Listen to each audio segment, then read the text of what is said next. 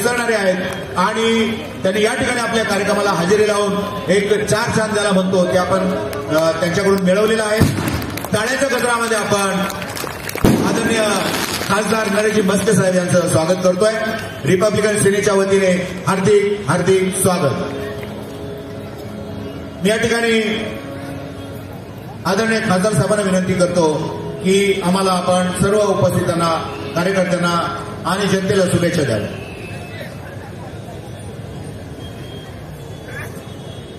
महाराष्ट्राचं आराध्य दैवत राजा छत्रपती शिवाजी महाराज, भारतीय राज्यघटनेचे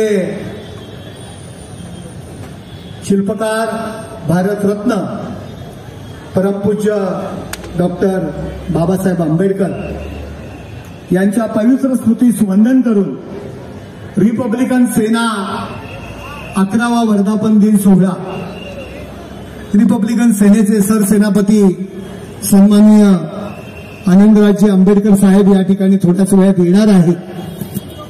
या कार्यक्रमाचे आयोजक आमचे मित्र, ठाणे महानगरपालिकेमध्ये माझ्या सोबत नगरसेवक म्हणून ज्यांनी काम केलं असे आमचे रामभाऊ तायडे यांचं खास करून मी अभिनंदन करेन की आपण हा 11वा वर्धापन दिन सोहळा आज आमच्या या ठाणे नगरीमध्ये आपण आयोजित केला आणि त्यामुळे अनिरुद्ध वनकर यांच्यासारखे भीमगीत गायक, मी त्यांना एकाच पठडीमध्ये अडकवणार नाही, आमच्या विदर्भातून आलेला हा गायक यांचा मी चाहता आहे आणि मला एका कार्यक्रमाकरता शहापूरला जायचंय, तरी सुद्धा मी रामभाऊंना म्हणालो की मी अनिरुद्धांना ऐकण्यासाठी येणार आहे कुठल्याही परिस्थितीमध्ये. अशा गायकाचं ठाणे नगरीमध्ये आगमन झालेलं आहे, त्यांचं सुद्धा मी या ठिकाणी स्वागत करतो. शिवशक्ती आणि भीमशक्ती ही चळवळ जी सुरू झालेली आहे आणि रामभाऊ आणि आम्ही ठाण्यात यापूर्वीच सुरू केली आणि त्याचं प्रत्यंतर या ठाणे नगरीला आम्ही दिलेलं आहे. रामभाऊ आठवले गटांचे त्यावेळी जिल्हाध्यक्ष होते. त्याचवेळी आम्ही इंदीचे गट, आठवले गट एकत्र करून त्या ठाणे महानगरपालिकेमध्ये शिवश्री शक्ती आणि भीमशक्तीचा भगवा आणि निळा झेंडा आम्ही या ठाणे महानगरपालिकेत आम्ही फडकवला होता आणि फक्त ही चळवळ पाठिंबा घेण्यापुरती नव्हती तर सत्तेत वाटाही दिला होता. तेच उदाहरण कल्याणमध्ये सुद्धा आम्ही केलं होतं एकनाथ शिंदे साहेबांच्या नेतृत्वाखाली. अनिरुद्धजी, मागील अधिवेशनामध्ये तुम्ही ऐकलं असेल की माझं भाषण खूप व्हायरल झालं होतं. बाबासाहेबांचं नाव घेऊन या देशामध्ये अनेक पक्ष राजकारण करतात. समाजवादी पार्टी असेल, तमिळनाडूमध्ये असेल, केरळामध्ये असेल, काँग्रेस असेल.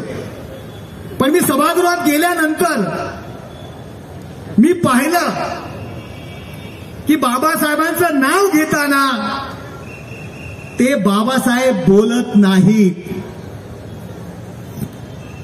अगदी बहुजन समाज पार्टीचे खासदार सुद्धा बाबासाहेब बोलत नाहीत, ते बी.आर. आंबेडकर म्हणतात किंवा भीमराव आंबेडकर म्हणतात. काँग्रेसचे खासदार पण भाषणामध्ये बाबासाहेबांचा उल्लेख बाबासाहेब म्हणून करत नाहीत. आणि गोव्याचं बिल होतं SC/ST रिझर्वेशनच्या त्यावेळी आणि त्या माझ्या भाषणामध्ये मी त्या ठिकाणी म्हणालो की मोहनदास करमचंद गांधी हे नाव घेताना आपण महात्मा गांधी म्हणता, जवाहरलाल नेहरू यांचं नाव घेताना पंडित जवाहरलाल नेहरू म्हणता, मग बाबासाहेबांचा उल्लेख करताना बाबासाहेब का बोलत नाही? बी.आर. आंबेडकर का म्हणता? भीमराव आंबेडकर का म्हणता? त्यांच्या नावाचं फक्त आपण राजकारण करता. आणि तुम्हाला मी अभिमानाने सांगेल, त्यानंतर ज्या ज्यावेळी आंबेडकरांचा उल्लेख त्या सभागृहात होतो त्यावेळी प्रत्येक खासदार त्यावेळी बाबासाहेब आंबेडकर असं म्हणतो. त्या सभागृहामध्ये ठणकावून सांगणारा हा तुमचा, हा ठाण्याचा, की जी तुम्ही 7,34,000 मतांनी ज्याला निवडून दिलं त्या नरेश मस्केनी त्या सभागृहामध्ये तो आवाज उठवला आणि सगळ्यांना आंबेडकरांचा उल्लेख बाबासाहेब आंबेडकर म्हणून करा असा त्यावेळी मी करायला भाग पाडलं आणि यापुढे ती प्रथा सुरू झाली. केवळ शिवशक्ती आणि भीमशक्ती एकत्र आली पाहिजे असं बोलून चालणार नाही, तर शिवशक्तीच्या नेत्यांनी सुद्धा आपल्या कृतीमधून भीम अनुयायांना वाटलं पाहिजे की ते आपले आहेत. अशा पद्धतीची वर्तणूक सुद्धा शिवशक्तीच्या नेत्यांकडनं अपेक्षित आहे आणि माझ्याकडून ती नक्कीच घडते. ठाण्यातील जनतेला सगळ्यांना माहीत आहे. खूप चांगलं काम आनंदराज आंबेडकर यांच्या नेतृत्वाखाली सुरू आहे. एकनाथ शिंदे साहेबांना हात त्यांनी दिलेला आहे. नक्कीच आपली युती जी झालेली आहे त्यामुळे या महाराष्ट्रातलं वातावरण नक्कीच बदलणार.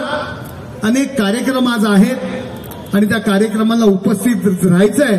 नगरपालिकेच्या निवडणुका आमच्या आज ठाणे जिल्ह्यामध्ये अंबरनाथ आणि बदलापूर या ठिकाणी वाड्यामध्ये आहेत. अंबरनाथ आणि बदलापूर या ठिकाणी मला जायचंय आणि त्याकरता मी पुन्हा एकदा रामभाऊ तायडे यांना शुभेच्छा देतो आणि रिपब्लिकन सेनेला शुभेच्छा देतो.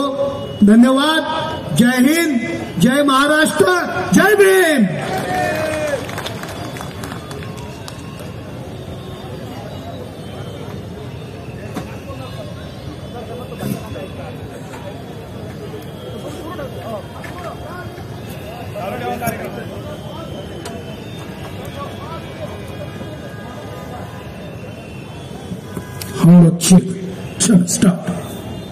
धन्यवाद आदरणीय नरेशजी मस्के साहेब.